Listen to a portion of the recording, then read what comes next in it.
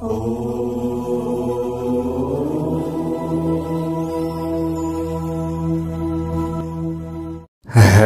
ओम स्वस्ति श्री गणेशाय नमः। ओम नमो भगवते वासुदेवाय।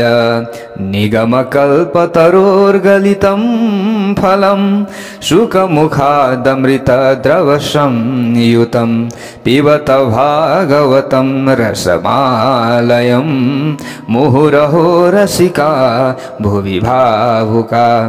कृष्णाय वासुदेवाय हरये परमात्मने प्रणत क्लेशनाशाय गोविन्दाय नमो नमः। चतुर्मास भागवत कथा श्रवण गर्दै गर्दै तपाईं हामी आइरहेका छौं। प्यारा भक्त भागवतहरू, चतुर्मास भागवत कथा श्रवण गर्दै आउने क्रममा आज तपाईं हामी आजको नयाँ भाग 45 भागमा उपस्थित भइसकेका छौं। चतुर्मास भागवत कथाको 45 भागको प्रतीक्षामा रहनुभएका सम्पूर्ण भगवानका प्यारा प्यारा भक्त सज्जन वृन्दहरूमा सर्वप्रथम म टीका पौडेलको तर्फबाट जय श्री हरि, जय श्री राधे, जय श्री कृष्ण भन्न चाहन्छु। सबैको दिन मङ्गलमय बनोस्, सुखमय बनोस्, आनन्दमय बनोस्, यही कामना हामीले हरपल गरिरहेका छौं र यही कामना गरिरहन्छौं। पृथु महाराजले आफ्ना जति पनि प्रजाहरू थिए, आफ्ना निकटमा रहेका र जति पनि मन्त्री आदि हुनुहुन्थ्यो उहाँहरूलाई भेला पार्नुभयो र दिव्य उपदेश दिइराख्नु भएको थियो। त्यही समयमा चार कुमारहरू त्यहाँनेरि आउनुभएको छ, सनक, सनन्दन, सनातन र सनत कुमार। जब सबैको सामुमा यी चार कुमारहरू प्रकट हुनुभयो त्यस पछाडि सबैले प्रणाम गर्नुभयो। पृथु महाराजले पूजन गर्नुभयो, चरणोदक उहाँले पान गर्नुभयो विशेष र स्वागत गर्नुभयो। अनि यहाँनेरि जो सनक, सनन्दन, सनातन र सनत कुमार उहाँहरूको पूजन पछाडि जो पृथु महाराज हुनुहुन्थ्यो, पृथु महाराजले यहाँ आफ्नो कल्याणका बारेमा केही प्रश्न राख्नु भएको छ। प्यारा भक्त भागवतहरू, हामीले हिजो श्रवण गर्दै थियौँ कि आज त त्यो चलन हराएर गइसकेको छ र चरणको उदक यानि कि चरणको पानी पिउन सकौं त्यस्ता गुरु, ब्राह्मण, सन्त आदि पनि कमै मात्र भेटिन्छन्। विशेष हामीले अहिलेको समयमा सही सन्त, सही गुरु भेटाउनका लागि अलिकति गाह्रो चाहिँ छ। अहिले सबै स्वार्थी छन् व्यक्तिहरू। अब यहाँ जो पृथु राजा हुनुहुन्थ्यो, पृथु राजाले सनक, सनन्दन, सनातन र सनत कुमारसँग आत्मकल्याणको कोही मार्ग छ भने बताइदिबक्सियोस्, यसरी प्रश्न गर्नुभएको छ। त्यस पछाडि श्री सनत कुमार जी आदिले यहाँनिर बोल्नु भएको छ, राजन, जब सज्जन पुरुषसँग भेट हुन्छ त्यस पछाडि समाज कल्याणको चर्चा गर्नुपर्दछ। यानि कि सबैको कल्याणको लागि केही चर्चा गर्नुपर्दछ, आफ्नो स्वार्थका लागि होइन। अर्को कुरा काटेर बस्नु हुँदैन। अर्को कुरा काटेर बस्यो भने अर्को ग्रह जप हुन्छ। त्यसैले आफ्नो कल्याणका लागि, समाजको कल्याणका लागि, सबैको हितका लागि केही चर्चा गर्नुपर्दछ। साधु सन्त महापुरुष आदिसँग भेट हुँदा कि त्यो फलानु व्यक्ति यस्तो, फलानु व्यक्ति त्यस्तो, त्यसले के भनौ, त्यसले कसो भनौ भनेर भन्न थालियो भने हामी पतित बन्दछौँ। त्यसैले हामीले यहाँ सबैको हित हुने कुरा सोच्नु पर्दछ। त्यसैले हे राजन, तपाईले सबैको कल्याणका लागि प्रश्न गर्नुभएको छ, ध्यान दिएर श्रवण गर्नुहोला। समस्त शास्त्रको सार निचोड एउटै शब्दमा हामी बताउँछौं। शास्त्रेषु यानेव सुनिश्चितो निराम क्षेमस्य सद्यग्विमृशेषु हेतुः असंग आत्मव्यतिरिक्तात्मनि दृढा रति ब्रह्मणि निर्गुणे चया। समस्त शास्त्रहरूलाई राम्रो तरिकाले मन्थन गरेर यो कुरा बताइदैछ कि प्राणी मात्रको कल्याण कसरी हुन्छ भन्दा एउटै मात्र उपाय सुनिश्चित गरिएको छ कि अनात्म वस्तुहरू जति पनि रहेका छन् ती अनात्म वस्तुहरूबाट असंग हुन सिक्नु पर्दछ। नाशवान वस्तुहरू छन्, नाशवान पदार्थहरूसँग हामीले आफ्नो आत्मा मात्र जोडै गर्ने होइन, अनात्म बन्नु पर्दछ र आफ्नो आत्मस्वरूपलाई चिन्नु पर्दछ र त्यसैमा स्थित बन्नु पर्दछ। आत्मस्वरूप हुने परमात्मा प्रति प्रीति गर्नु पर्दछ र आफ्नो स्वरूपलाई चिनेर त्यसैमा स्थित रहिसकेपछि अनात्म वस्तुहरू प्रतिको जुन आसक्ति छ, यो आसक्ति बिस्तार बिस्तार बिस्तार गरेर त्याग गर्न सकिन्छ, असङ्ग हुन सकिन्छ, बिस्तार बिस्तार गरेर छोड्न सकिन्छ अनि आफ्नो कल्याण हुन्छ। यसरी यहाँनिर बताउनु भएको छ। त्यसैले हामीले जन्मिँदाखेरिको समयमा हामीलाई केही पनि थाहा हुँदैन, त्यो समयमा कि को आफ्नो को पराई, हामीले असङ्ग रहनु पर्दछ, त्यस्तै हामीले बन्नु पर्दछ। तर एकैचोटि बन्न सकिँदैन है, फेरि बिस्तार बिस्तार बिस्तार गरेर बन्ने प्रयत्न गर्नु पर्दछ। जस्तै अनिश्चित गर्भ रह्यो भने कसैले त्यो अनिश्चित गर्भलाई आफ्नो पेटमा धारण गर्ने चाहना नगर्लान् कतिले, होइन? अनिश्चित गर्भ आयो भने हो त्यस्तै हामीले पनि कुनै पनि असङ्ग वस्तुहरूसँग प्रीति त्यहाँनिर गाँसिराख्न हुँदैन, त्यसलाई हामीले परित्यक्त गर्नुपर्दछ। यसरी यहाँनिर बताउँदै हुनुहुन्छ प्यारा भक्त भागवतहरू। अब व्यक्ति जन्मिने बेलामा त मेरो परिवार यो हो, मेरो परिवार त्यो हो, मेरी आमा यी हुन्, मेरो पिताजी उहाँ हुनुहुन्छ, यो त केही थाहा हुँदैन। बिस्तार बिस्तार बिस्तार बढ्दै गइसकेपछि असङ्ग अनात्म वस्तुहरूसँग प्रीति बस्न थाल्दछ। जब हाम्रो शरीर बढ्दै जान्छ नि, त्यो हाम्रो चाहिँ चाहनाहरू पनि बढ्दै जान्छ, हामीले बुझ्दै जान्छौँ र सबैसँग हाम्रो प्रीति बस्दै जान्छ। जब यो हाम्रो शरीर नै आफ्नो होइन, यो हाम्रो जुन शरीर छ नि, यो त भोलि हामीले छोडेर जानुपर्छ, पर्छ कि पर्दैन प्यारो भक्त भागवतहरू? पर्छ। यो पनि हाम्रो आफ्नो होइन के। एकछिन यो हाम्रो सास रहन्जेलसम्म हामीले ट्याउँ ट्याउँ ट्याउँ ट्याउँ गर्छौँ, बोल्छौँ, कराउँछौँ, यो हाम्रो प्राणवायु निक्लेर गइसकेपछि, सास निक्लेर गइसकेपछि यहाँबाट केही पनि हाम्रो कुनै पनि सम्बन्ध हुँदैन। छोडियो छोडियो, सक्यो। अब यसलाई काटे पनि, मारे पनि, जलाए पनि हामीलाई दुख्दैन, सक्यो। हेर्नुहोस् प्यारा भक्त भागवतहरू, यो पञ्चायती धर्मशाला 5 तत्त्वबाट बनेको धर्मशाला हाम्रो यो के हो? शरीर हो। हामीले यसरी बुझ्नु पर्दछ। त्यसैले हाम्रो यो इँटा, पत्थर, सिमेन्ट आदिले बनाएको जुन धर्मशाला छ नि, घर भनौँ अथवा धर्मशाला भनौँ अथवा हामी बस्ने ठाउँ, त्यो पनि त पाञ्चभौतिक छ। हाम्रो शरीर पनि त पाञ्चभौतिक छ।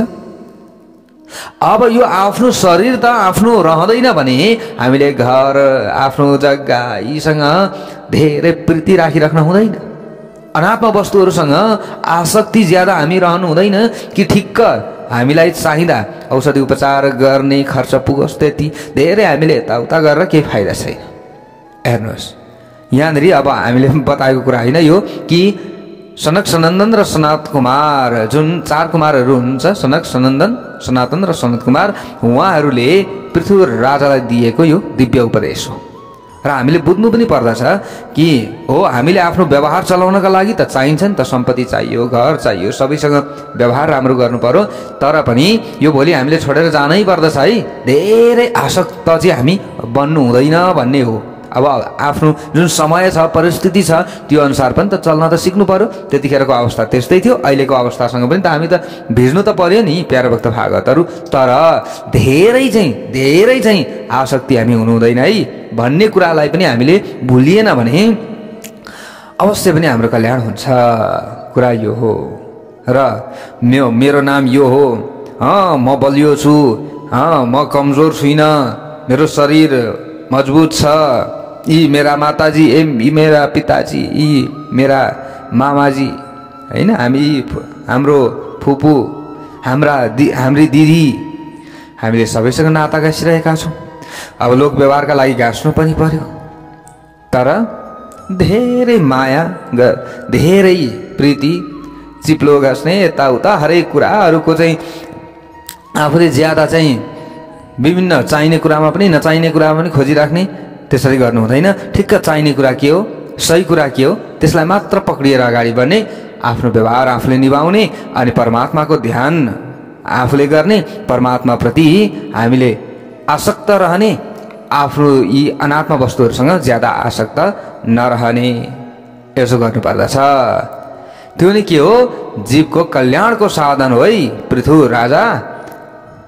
यसरी चार कुमारहरूले उपदेश दिनुभएको छ। तर छिटो छिटो यस्तो हुँदैन नि, फेरि छिटो छिटो चाहिँ म यो त्यागिहाल्छु भन्न सकिँदैन फेरि, र लोक व्यवहार हो, त्यसो पनि गर्न हुँदैन।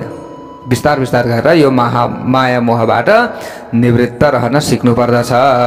बिस्तार बिस्तार गरेर यो मायाबाट आफू अनासक्त रहनु पर्दछ, यसरी भनिएको छ। अब यसो भयो भने अनात्म वस्तुहरूप्रति हाम्रो मोह रहँदैन। वास्तविक हामीले प्रभु परमात्माको स्वरूपलाई चिन्न सक्दछौँ र वास्तविक आफ्नो स्वरूपलाई हामीले चिन्नु पर्दछ। हामीले यसो गरियो भने कल्याण हुन्छ। चार कुमारहरूले यसरी दिव्य बडा सुन्दर उपदेश दिनुभयो। पृथु महाराज पनि प्रसन्न बन्नुभयो। सनत कुमारहरूले यसरी दिव्य उपदेश दिनुभयो र अब जानका लागि उहाँहरू तर्खर गर्दै हुनुहुन्थ्यो। पृथु महाराजले प्रणाम गर्नुभयो। अरे महाराज, तपाईँहरू कहाँ जाँदै हुनुहुन्छ? अब मलाई यो आत्मकल्याणका लागि दिव्य ज्ञान दिनुभएको छ, उपदेश दिनुभएको छ, कथा सुनाउनु भएको छ हजुरले। अब हामी सबैको कल्याणका लागि दिव्य उपदेश त हजुरले दिनुभयो। अब यो उपदेशको बदलामा केही लिएर त जानुहोस्। तर अब यो दिव्य उपदेशको बदलामा मैले दिन सक्ने पनि के नै छ र? केही पनि छैन। सनत कुमारहरूले सोध्नुभयो, अब यो दिव्य प्रवचनको बदलामा तपाईँ के दिन चाहनुहुन्छ त? तब पृथु महाराजले यसो विचार गर्नुभयो, अब यो आत्मकल्याणको उपदेश हामीले पाइएको छ, अब यसको मूल्य चुकाउन त म सक्दिनँ। हेर्नुहोस् है, राजाले पनि यसो भन्दै हुनुहुन्छ। सनत कुमार आदिले आत्मकल्याणका लागि, हाम्रो कल्याणका लागि कथा सुनाउनु भयो। उहाँले चाहिँ दिव्य उपदेश दिनुभयो आत्मकल्याणका लागि। अब उहाँलाई के दिने त?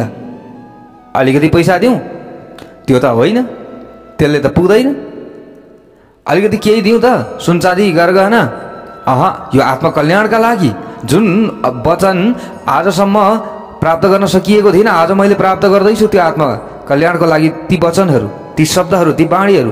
अब यसको बदलामा दिन सक्ने त केही पनि छैन। अन्तिममा के दिउँ लाग्यो क्या पृथु महाराजलाई। हेर्नुहोस् है प्यारो भक्त भागवतहरू, अन्तिममा हात जोडेर बोल्नुभयो, अब मेरो केही पनि छैन त, के छ त मसँग?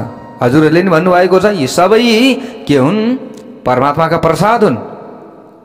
त्यसैले प्राणदारः सुता ब्रह्मन् गृहस सपरिच्छदा राज्यं बलं मही कोश इति सर्वं निवेदितम। पृथु महाराजले भन्नुभयो, आत्मकल्याणको बदलामा अब मैले तपाईँहरूलाई दिन सक्ने केही पनि छैन। म आफ्नो प्राण, यो म नै तपाईँहरूको होला। आफ्नी चाहिँ यहाँनिर भएका सबै जति पनि दासदासीहरू छन् अथवा जति पनि मेरा यी सम्पत्तिहरू छन्, यी सबै तपाईँका हुन्, तपाईँहरूका हुन्। मेरा परिवारजनहरू पनि सबै तपाईँको, यानि कि तपाईँहरूकै हुन्। र मेरो सम्पूर्ण राज्य कोष पनि जिम्मा लगाइदिएको छु, यो सबै तपाईँहरूकै हो। सम्पूर्ण सैनिक इति सर्वम निवेदितम, सर्वस्व आजदेखि तपाईँहरूको। मैले अब यो केही पनि स्वीकार गर्नेवाला छैन। आत्मकल्याणका लागि आत्मस्थ अब म हुनेछु। अब मलाई किन चाहियो यो? महात्मा यसरी पृथु राजाले भन्ने बित्तिकै अत्यन्त प्रसन्न हुनुभयो र उहाँले भन्नुभयो, ल ठिक छ, आजदेखि सबैको स्वामी हामी। ओहो, सबै स्वामी तपाईँहरू? सारा सम्पत्ति वैभव हाम्रो तपाईँको? त ठिकै छ, त्यसो भए सारा सम्पत्ति वैभव हाम्रो, तर यसको व्यवस्थापनको जिम्मा भने तपाईँलाई हामी सुम्पिएर जाँदैछौँ। भक्तवत्सल भगवानको जय होस्।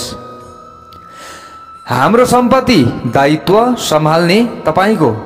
हाम्रो सम्पत्ति छ, विचार गर्नुहोस् है, हाम्रो सम्पत्ति हो, सम्हाल्ने दायित्व तपाईँको। आजदेखि ध्यान राख्नुहोस्, सम्पत्ति हाम्रो, व्यवस्था तपाईँले सम्हाल्नु पर्दछ। यसरी बारम्बार उहाँहरूले भन्नुभयो। ल अब हेर्नुहोस् प्यारो भक्त भागवतहरू, अब अरूको सम्पत्ति आफूले सम्हाल्नुपर्छ। अब यो सारा सम्पत्ति हामीले प्राप्त गरेका छौँ, यो पनि कसको? प्रभु परमात्माकै सम्पत्ति हो।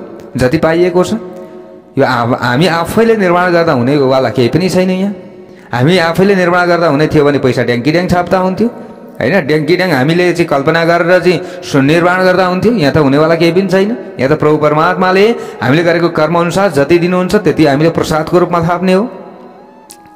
हेर्नुहोस् है, अब यहाँनिर हेर्नुहोस्, गुरुहरू जो सनक सनन्दन सनातन सनत कुमार यी 4 गुरुहरू पृथु महाराज रूपी शिष्यलाई यसरी सारा पृथु महाराजले दिनुभएको सम्पत्ति फेरि फिर्ता दिनुभयो।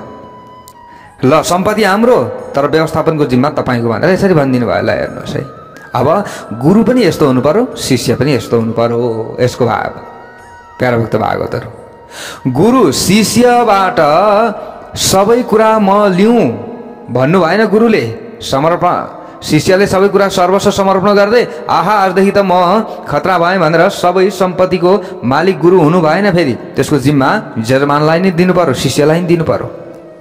ल सम्पत्ति हाम्रो, सम्हाल्ने जिम्मा तपाईँको। त्यो भइसकेपछि त सम्हाल्नेवालाले पनि विचार गर्छन्, ओहो यो त अरूकै सम्पत्ति हो है, मैले त राम्रो काम गर्नुपर्छ। यदि गरिएन भने त म त अरूको अधीनमा छु। हो यो भाव रह्यो भने हामीमा थोरै भए पनि डर रहन्छ नि त। प्यारा भक्त भागवतहरू, जब हामीमा डर रहन्छ नि त्यस पछाडि हामीले गलत काम गर्दै गर्दैनौँ नि। यहाँ अहिले भइरहेको के छ भने सबै आफै म पाएँ, आफै साँडे, त्यही भएर त बिग्रिरहेको छ। आफूले जे गर्दा पनि हुन्छ, त्यही भएर व्यवस्था बिग्रिया होइन र। अरू कसैको डर थियो भने धर्मको दण्ड अहिले लुलो भइसक्यो। धर्मको दण्ड थियो, यो धर्मको नीतिलाई मान्य थियो भने त डर हुन्थ्यो नि। ओहो पाप लाग्छ, यसो गर्नु हुँदैन है, यो त सारा सर्वस्व सम्पत्ति प्रभु परमात्माको हो, उहाँले त हामीलाई यसो काम गर्नका लागि कर्मचारीको रूपमा खटाउनु भएको छ। यो भावले हामी अगाडि बढ्ने हो भने हामी कहिले पनि पतन बन्नु पर्दैन। हेर्नुहोस् प्यारा भक्त भागवतहरू, र शिष्य गुरुको सर्वस्व, गुरुलाई सर्वस्व समर्पण गरिदिनेवाला होस्। र गुरु पनि कस्तो हुनु पर्यो भने सम्पूर्ण सर्वस्वलाई आफ्नै मेरो मात्रै हो भन्ने खालको गुरु होइन कि सम्पूर्ण जिम्मा शिष्यलाई दिने खालका गुरु भन्नुहोस्। यसो भए राम्रो हुन्छ भन्ने कुरो हो। के हो, व्यक्ति जब मालिक बन्दछ नि तब सुख दुःख लाभ हानिमा फस्दछ। मालिक अरू कोही छ, त्यसलाई सम्हाल्नेवाला म छु भने सुख दुःख लाभ हानिमा व्यक्तिले ज्यादा चिन्ता झेल्नु पर्दैन, ज्यादा पीडित हुनु पर्दैन, ज्यादा दुःखी हुनु पर्दैन। यसरी यहाँनिर यसको यो कथाको सुन्दर भाव, सुन्दर रहस्य हामीले बुझ्नु पर्दछ। सद्गुरु पनि यस्तो चाहिन्छ। अब गुरुको अर्थ हुन्छ ठुलो, हो कि होइन प्यारा भक्त भागवतहरू? अब गुरुले नि अरूबाट लिने इच्छा गर्नुभयो भने त त्यो गुरु सानो भइहाल्नु भयो नि, दिनेवाला ठुलो भइहाल्यो नि फेरि। हो यो कुरा पनि भुल्नु हुँदैन कहिले पनि। गुरु भइसकेपछि अब यसको अर्थ हो ठुलो, अरूलाई दिन सक्नु पर्यो, लिने मात्रै होइन। लियो भने त घटिगयो, सानो भयो। त्यसैले ज्यादा ज्यादा ज्यादा दान लियो भने पनि नि ब्राह्मणको यो तेज क्षीण हुँदै जान्छ। त्यसैले सही दान, शुद्ध व्यक्तिबाट सही दान हामीले लियो भने, त्यसलाई पचाउन सक्ने क्षमता भयो भने मात्र हाम्रो त्यो तेज पनि रहिरहन्छ।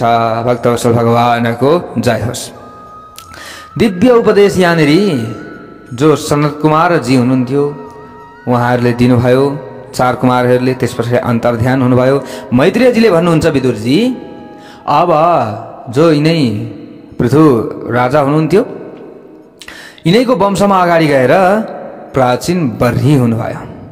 अब यहाँनिर पृथु महाराजको चाहिँ अब कल्याण हुन्छ। अब उहाँले चाहिँ भगवानको ध्यान गर्नुहुन्छ पछि होइन, उहाँको पनि उद्धार हुन्छ, कल्याण हुन्छ। यी कथाहरू पनि छन्, सामान्य छोटो।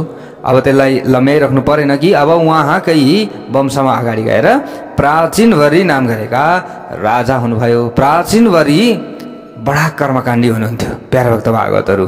बडा कर्मकाण्डी हुनुहुन्थ्यो। ठुला ठुला यज्ञहरू उहाँले गर्नुहुन्थ्यो। ठुला ठुला यज्ञहरू, पशु बलि आदि दिने यज्ञहरू उहाँले गर्नुभयो। हिंसात्मक यज्ञहरू उहाँले गर्नुभयो। तब नारदजीले यो सबै कुरा थाहा पाइसकेपछि आउनुभयो। प्राचीन बरीले स्वागत गर्नुभयो, आउनुहोस् नारदजी आउनुहोस्, ओहो आज मेरो घर पवित्र गरिदिनु भएको छ हजुरले। नारदजी पनि आउनुभयो, अघिल्लो आसनमा राखियो नारदजीलाई, पादी अर्घ्य आदिले पूजा गरेर। त्यस पछाडि नारदजीसँग अब यहाँनिर वार्तालाप हुन थाल्यो। हेर्नुहोस् प्यारो भक्त भागवतहरू, साधु सज्जन पुरुषसँग भेट्ने बित्तिकै अघि यहाँनिर भनिएको थियो नि, विभिन्न फाल्टु कुरा गर्ने होइन, आफ्नो कल्याणका लागि कुरा गर्नुपर्दछ। धर्मको बारेमा चर्चा गर्ने, आफ्नो कल्याणका बारेमा चर्चा गर्ने, यसो गरियो भने अवश्य राम्रो हुन्छ। ओहो प्यारो भक्त भागवतहरू, अब यहाँ नारदजीले भन्नुभयो, राजन तपाईँले त पशुहरूको धेरै बलिदान गर्नुभयो त, यो त राम्रो भएन। तब प्राचीन वरीले भन्नुभयो, कसरी राम्रो भएन, यो त नीतिले बताएको कुरो हो, ब्राह्मण आदिले भन्नुभएको छ, त्यसै कारणले गर्दा मैले यो काम गरिराखेको छु। तपाईँले यो काम गर्दै हुनुहुन्छ? म गर्दैछु। तब नारदजीले आफ्नो दिव्य शक्तिद्वारा जति पनि प्राचीन बरीले मारेका ती पशुहरू थिए ती पशुहरूलाई आकाशमा देखाइदिनु भयो। भक्तवत्सल भगवानको जय होस्। जसरी हामीले टेलिभिजन हेर्छौँ, टेलिभिजनमा हेर्दाखेरि त्यहाँनिर चित्रहरू देख्छौँ, त्यसरी नै नारदजीले आफ्नो दिव्य शक्तिद्वारा आकाशमा जति पनि प्राचीन बरीले मारेका ती पशुहरू थिए ती पशुहरूलाई देखाइदिनु भयो। ती पशुहरूले त प्राचीन बरीतर्फ यसरी हेरिरहेका थिए कि रत रत आँखा बनाएर अहिले खाइहालौँ जस्तो गरेर प्राचीन बरीलाई हेरिरहेका छन् ती जीवहरूले। तब प्राचीन बरी अत्यन्त डराउनु भयो। अरे नारदजी, तिनीहरूले त मलाई खाउँला जस्तो गरेर हेरिरहेका छन्, किन त्यसरी हेरिरहेका छन्? तब नारदजीले भन्नुभयो, अब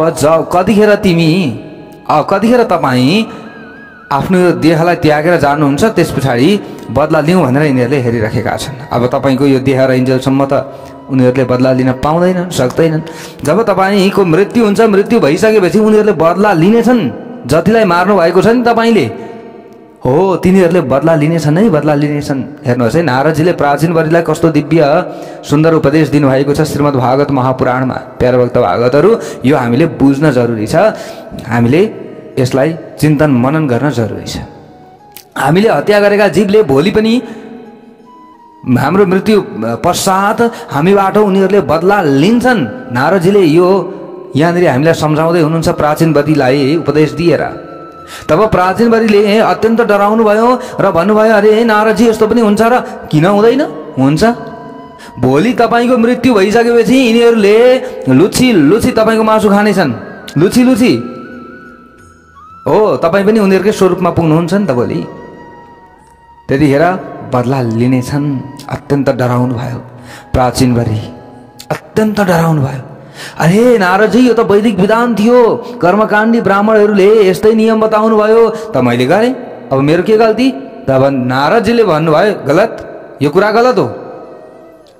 अहिंसाको परम धर्म मान्नेवाला वेदले कहिले पनि हिंसा गर्नु भनेर आदेश दिएको छैन।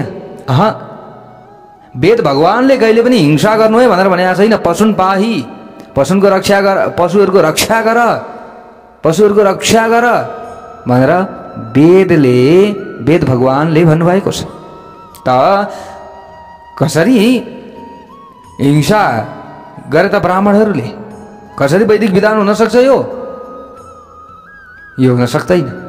यदि शास्त्रमा कहीँ हिंसाको कुरा लेखिएको छ, कहीँ न कहीँ हिंसाका बारेमा बताइएको छ भने त्यो हिंसा निवृत्तिपरक हो। एउटा नियम, एउटा अनुशासन बनाउनका लागि कहीँ न कहीँ केही कुरा लेखिएको हुनसक्छ, तर यसै गर्नु, हिंसा नै गर्दाखेरि कल्याण हुन्छ भनेर त लेख्या होइन। त्यो प्रवृत्तिपरक छैन, निवृत्तिपरक हो। जस्तै सम्झिनुहोस् कि एउटा दृष्टान्तमा कोही व्यक्तिलाई बिडी पिउने अथवा चुरोट पिउने आदत परेको छ। चुरोट पिउने आदत परो, अब ती व्यक्ति चाहिँ कुनै गुरुकामा पुगे, त्यो आश्रममा पुगे। अब त्यो आश्रममा पुगिसकेपछि गुरुले भन्नुभयो, अरे भाइ, यो आश्रममा त बिडी पिउन निषेध छ, यहाँनिर बिडी पिउन हुँदैन।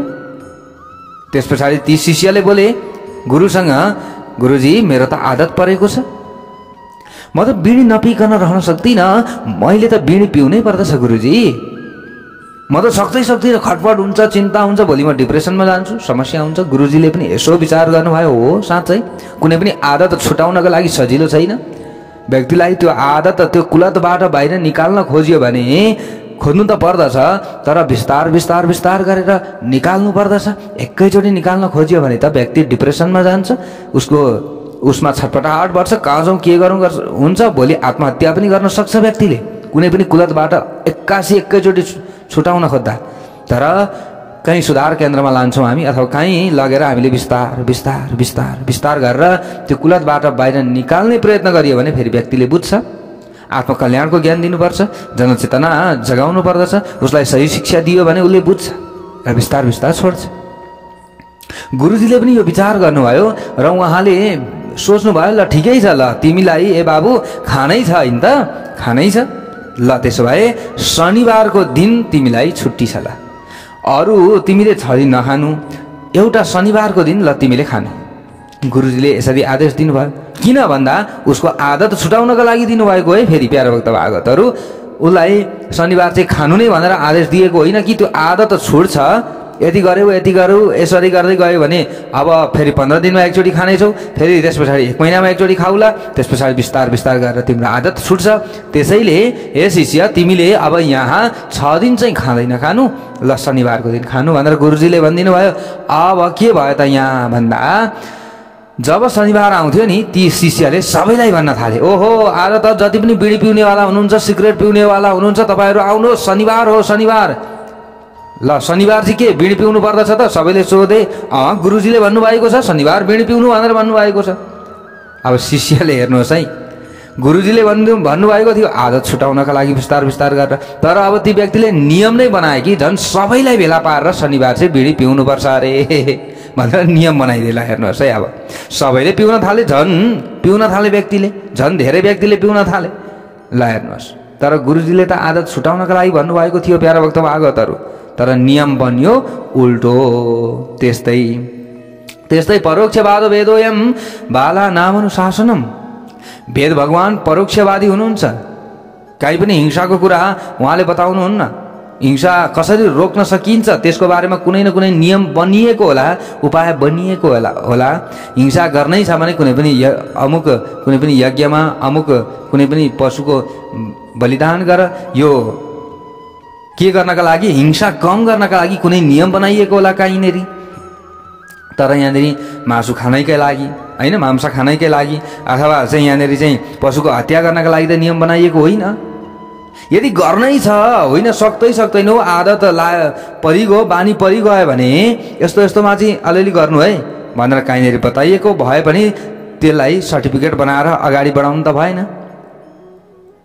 त्यो त आदत छुटाउनका लागि, कुलत छुटाउनका लागि कहीँनेरि नियम बनाउनु पनि त पर्यो नि। तर अब त्यसैलाई चाहिँ प्रमाणपत्र बनाएर अगाडि बढिराखेका छन्। अनि त्यो भइसकेपछि त अल्पज्ञहरूले यसो गरिराखेका छन्। त्यो होइन, वेद भगवानले कहिले पनि हिंसा गरेर भन्नुहुन्न है। हे प्राचीनवर्य, नारदजीले यसरी बताउँदै हुनुहुन्छ प्यारा भक्त भागवतहरू। अब अल्पज्ञ प्राणीहरूले साङ्गोपाङ्ग वेदलाई नपढेर कहीँ अलिअलि एउटा शब्द पढेका होलान्। अब त्यो सबै पढ्दाखेरि त्यसले के बताउन खोजेको छ, जस्तै वेद भगवानले के भन्न खोज्नु भएको छ त्यो बुझ्न सकिन्थ्यो। तर अल्पज्ञ व्यक्ति भइसकेपछि सबै पढ्न सक्दैनन्। त्यसैले वेदको अधिकार नै सबैलाई दिएको छैन। हेर्नुहोस् प्यारा भक्त भागवतहरू, वेदको अधिकार सबैलाई दियो भने हो यस्तै हुन्छ, उटपट्याङ कुरा। अब त्यहाँनिर निवृत्तिपरक बताइएको छ, प्रवृत्तिपरक व्यक्तिले अर्थ लगाइदिन्छ। यो नगर्नु है भनेर त्यहाँनिर वेदमा बताइएको छ, तर त्यो गर्नु है भनेर चाहिँ अब कम्ती ज्ञान भयो, अल्पज्ञ व्यक्ति भयो भने त उसले त त्यस्तै अर्थ गरिदिन्छ अनि सबैलाई भ्रममा पारिदिन्छ। सबैले त्यही काम गर्न थाल्छन्, भोलिदेखि त व्यवस्था बिग्रिन्छ। त्यसैले त वेदको अधिकार सबैलाई नदिएको हो त। यो हो कुरा प्यारा भक्त भागवतहरू। अब हेर्नुहोस् कि कसरी भन्दाखेरि जस्तै वेदमा अब कहीँ कुनै ठाउँमा लेखिएको रहेछ अरे, ल यो मानु उदाहरणको लागि है, फेरि यो कहीँ लेखिएको रहेछ अरे, ल वेद पढ्न पाप हो भनेर कहीँनिर लेखिएको रहेछ अगाडिपट्टिको पानामा, ल त्यसरी लेखिएको रहेछ भने उदाहरणका लागि यो म बताउँदैछु। अब एक सज्जनले त्यो भेटाए कि वेद पढ्न पाप हो भनेर उसले भेटाए एउटा पानाको अन्तिममा अगाडिपट्टि। अब उसले त्यही देखाउँदै हिँडे, हेर्नुहोस् यी सबै यहाँनिर वेदमा लेखिएको छ, यी वेद पढ्न पाप हो भनेर लेखिएको छ भनेर व्यक्तिले भन्दै हिँडे। तर कोही सज्जन व्यक्तिले ती व्यक्तिसँग भेट भएपछि ती सज्जन व्यक्तिलाई पनि ती व्यक्तिले भने, हेर्नुहोस् यी वेद पढ्न पाप हो भनेर लेखिएको छ त। तब ती सज्जन व्यक्तिले, समझदार थिए व्यक्ति, यस्तो त हुन सक्दैन, समझदार थिए, तिनले भने खोइ कहाँ लेखिएको छ, खोइ हेरौँ कहाँनिर लेखिएको छ भनेर भन्दा यहाँ हेर्नुहोस् त यहाँनिर लेखिएको छ भनेर देखाए। त्यसको पछाडि पल्टाएर हेर्दाखेरि वेद पढ्न पाप हो, तर अशौच अवस्थामा, अशुद्ध अवस्थामा, ल त्यसरी लेखिएको छ त। अब त्यहाँ अब ती व्यक्तिले चाहिँ पछाडि अशौच अवस्थामा भनेर चाहिँ त्यसलाई चाहिँ हटाएर त्यसलाई चाहिँ नपढिकन, त्यसलाई त्यतापट्टि नपल्टाइकन अगाडिको मात्रै अक्षर देखाए। हेर्नुहोस् है यी वेद पढ्न पाप हो भनेर लेखिएको छ नि, वेद पढ्न पाप हो भनेर लेखिएको छ नि भनेर ती अल्पज्ञ व्यक्तिले अगाडिको पंक्ति मात्र देखाउँदै हिँड्ने व्यक्तिलाई पछाडि के लेखिएको छ त्यो देखाएनन्। अब यसको अर्थको अनर्थ भयो कि भएन, गलत अर्थ लाग्यो कि लागेन, व्यक्ति दिग्भ्रमित भयो कि भएनन्। त्यसैले अल्पज्ञ व्यक्तिलाई वेदको अधिकार नदिएको। हेर्नुहोस् प्यारा भक्त भागवतहरू, होइन राम्रो तरिकाले सही अर्थ लगाएर पढ्दा त हुन्छ नि। सही अर्थ भएको वेदमा एउटा शब्दको अनेकौँ अर्थ हुन्छन्। त्यसैले कुनै पनि धर्मशास्त्रले पशु हत्या, कसैको हत्या गर्नु, कसैलाई पीडा दिनु भनेर भन्दैन। यदि भन्छ भने त्यो धर्म होइन प्यारा भक्त भागवतहरू। तर एउटा एउटा शब्दलाई निकालेर यी यस्तो छ यस्तो छ। आज पनि जस्तै धर्म मास्नका लागि व्यक्तिहरूले अरू अरू धर्मका अनुयायीहरूले त्यसो गर्छन् नि। हेर्नुहोस्, हिन्दू धर्मशास्त्र अथवा हाम्रो वैदिक सनातन धर्मशास्त्रभित्रका एउटा एउटा शब्द लिन्छन्, यी यहाँनिर यस्तो भनिएको छ, यहाँनिर यस्तो भनिएको छ भनेर एउटा शब्दलाई मात्रै उनीहरूले देखाउँदै अनि अर्थको अनर्थ गरिराखेका छन्। हेर्नुहोस्, त्यसबाट हामीले बुझ्नुपर्दछ है प्यारा भक्त भागवतहरू। गीतालाई पनि अनेक अर्थ गरेर गीतालाई पनि डुप्लिकेट बनाएर होइन, भगवत श्रीमद् गीतालाई चाहिँ हामीले घरमा राखेर कतिले पढेका छौँ। ओरिजिनल गीतालाई हो भने हामीले हाम्रो सही ज्ञान पायौँ, होइन भने अहिले त गीताका पनि अनेक अर्थहरू अनेक धर्मकाले यी हाम्रो चाहिँ हामीले मान्ने चाहिँ व्यक्ति सही छन् भनेर त्यसको गलत अर्थ लगाउँदै व्यक्तिहरूले गीता बाँडिराखेका छन्। प्यारा भक्त भागवतहरू, यसबाट सजग हुनु पर्यो, हामी सबै सजग हुनु पर्यो। त्यस्ता व्यक्तिहरू भेट्यो भने तुरुन्त उनीहरूलाई कारबाहीमा ल्याउनु पर्यो, अनि मात्र हाम्रो धर्मको रक्षा हुन्छ। अझै त अब बिग्छ। अब वैदिक सनातन धर्मको चाहिँ पुस्तक हामीले देखाइयो, अगाडि नाम राख्यो भने त त्यो पुस्तक बिक्ने भयो नि त। अरूले किन्ने भए के रहेछ यहाँभित्र, यो त वैज्ञानिक धर्म हो, यसभित्र त विज्ञान लुकेको छ भनेर व्यक्तिले सबैले जान्न खोज्छन्, पढ्न खोज्छन्। त्यसभित्र पढ्दाखेरि त राम राम राम राम राम गलत गलत अर्थ छ। गीताको भित्र भगवान् श्रीकृष्णले बताउनु भएको जुन संस्कृत शब्द पनि राखिएको छ, तर त्यसको अर्थ भने गलत गलत लगाइएको छ। जे मनमानी के जे गर्दा हुन्छ, अहिले जे गर्दा भयो कि भएन त। तर त्यसो गऱ्यो भने ती व्यक्तिहरू सबै नरकमा जान्छन्, नरकगामी चाहिँ हुन्छन्। यो चाहिँ बुझ्नु पर्दछ। त्यसैले यस्ता व्यक्तिहरूबाट, छलिया व्यक्तिहरूबाट, पाखण्डी व्यक्तिहरूबाट हामीले बस्नु पर्दछ। भक्तवत्सल भगवानको जय होस्। यसरी नारदजीले यसरी प्राचीनभरिलाई प्रष्ट रूपमा बुझाइदिनु भयो। प्राचीनभरि डराउनु भयो। ओहो नारदजी, अब यस्तो हुन्छ त, त्यसो भए वेदमा त बताइएको रहेनछ, हजुरले छर्लङ्ग बनाइदिनु भयो, अब के गर्ने, कसो गर्ने? मलाई त डर लागिरहेको छ। मैले त गलत कर्म गरेछु, त्यसो भए पशुको वध गरेँ, पशुको हत्या गरेँ, बलि दिएँ, यो गर्ने काम होइन रहेछ। भगवान् भगवतीले बलि खानु हुँदो रहेनस्। हेर्नुहोस्, अब भगवतीको नाममा कतिले बलि देलान्, होइन, जस्तै पशु बलि, अब त्यसो देलान्, तर त्यो राम्रो होइन। हेर्नुहोस् प्यारा भक्त भागवतहरू, अब कतिपय कतिको चाहिँ आफ्नो संस्कार अनुसार, आफ्नो चाहिँ वंश अनुसार, आफ्नो कुल अनुसार यी कर्महरू गर्छन् होला, तर यो वेदोक्त कर्म होइन। हामीले श्रीमद्देवी भागवत महापुराण पनि श्रवण गऱ्यौँ अस्ति। त्यहाँनिर पनि देवीले मलाई चाहिँ पशु चढाउनु भनेर भन्नुभएको छैन, हामीले सुन्यौँ पक्कै पनि। त्यसैले यहाँनिर हामीले भगवतीलाई, हामी उहाँका सन्तान हौँ, सबै हामी मानव मात्रै उहाँको सन्तान होइनौँ। एउटा झिँगो पनि उहाँको चाहिँ सन्तान, एउटा कमिलो पनि उहाँको सन्तान, एउटा बाख्रो पनि, एउटा कुखुरो पनि, सबै उहाँका सन्तानहरू हुन्। उनै देवीका सन्तान हुन्। सबै हरेक कणकणमा, हरेक जीवमा, हरेक पदार्थमा परमात्मा हुनुहुन्छ। ईशावास्यमिदं सर्वम। हामीले यो पढ्यौँ, हामीले यो बुझ्यौँ। अब यो बुझेर, यो पढेर, यो जानेर पनि हामीले फेरि त्यही कार्य गरिराखेका छौँ त। यो त गलत भयो प्यारा भक्त भागवतहरू। यहाँनिर जो नारदजीले प्राचीनभरिलाई यही सम्झाइराख्नु भएको त छ नि। अगाडि उहाँले सुन्दर एउटा पुरञ्जनको उपाख्यान पनि सुनाउनु भएको छ प्यारा भक्त भागवतहरू, कि तपाईँलाई म बहुत बढिया, बहुत सुन्दर एउटा कहानी सुनाउँछु, एउटा इतिहास सुनाउँछु, जसले गर्दा तपाईँलाई ठिकसँग ज्ञान हुन्छ, ठिकसँग तपाईँले बुझ्नुहुनेछ र तपाईँको कल्याण पनि हुन्छ। यसरी दिव्य, अब पुरञ्जनोपाख्यान भन्छ, अगाडि दिव्य एउटा प्रसङ्ग छ। त्यो प्रसङ्गलाई हामीले भोलि श्रवण गर्नेछौँ प्यारा भक्त भागवतहरू। भोलिको कथा प्रसङ्ग एकदम रोचक पनि रहेको छ, राम्रो रहेको छ, दिव्य रहेको छ। अब हामीले यो जुन मानव चोला छ, यो मानव चोला त्यतिकै पाएका छैनौँ। बडे भाग मानुष तन पावा, सुर दुर्लभ सब ग्रन्थ निगावा। त्यसैले ग्रन्थहरूले गाएका छन्, भनेका छन् कि मानव जीवन निकै दुर्लभ छ है, यो मानव शरीर निकै दुर्लभ छ है। सोच्न सक्ने क्षमता छ, पढ्न सक्दछ व्यक्तिले, बुझ्न सक्दछ। देवताहरूले पनि भन्छन् कि मनुष्य शरीर पाए त हामीले भगवानको उत्सव मनाउन पाउँथ्यौँ। श्रीकृष्ण जन्माष्टमी, रामनवमी, हामीले हरेक भगवानका उत्सवहरू मनाउन पाउँथ्यौँ। तर हामी देवता भएर आयौँ, आज भगवानको उत्सव हामीले मनाउन पाइरहेका छैनौँ। स्वर्गमा त भोग हुन्छ, विलास हुन्छ, सबै उत्सव आदि कार्य कहाँ हुन्छ र? त्यसैले मनुष्य जीवन हामीलाई पनि दिनुहोस् न। देवताहरू पनि यसरी इच्छा गर्छन् मनुष्य जीवन प्राप्त गर्नका लागि। तर हामी मनुष्य जीवन नपाएर पनि हामी दुखी छौँ, हामी चाहिँ एकदम दुःखमा डुबिरहेका छौँ। हामीले खालि यही मात्रै सोच्दछौँ, यो गलत हो। त्यसैले प्यारा भक्त भागवतहरू, भोलि सुन्दर पुरञ्जनोपाख्यान हामीले श्रवण गर्नेछौँ। आजको कथा प्रसङ्ग यति नै। भक्तवत्सल भगवानको जय होस्।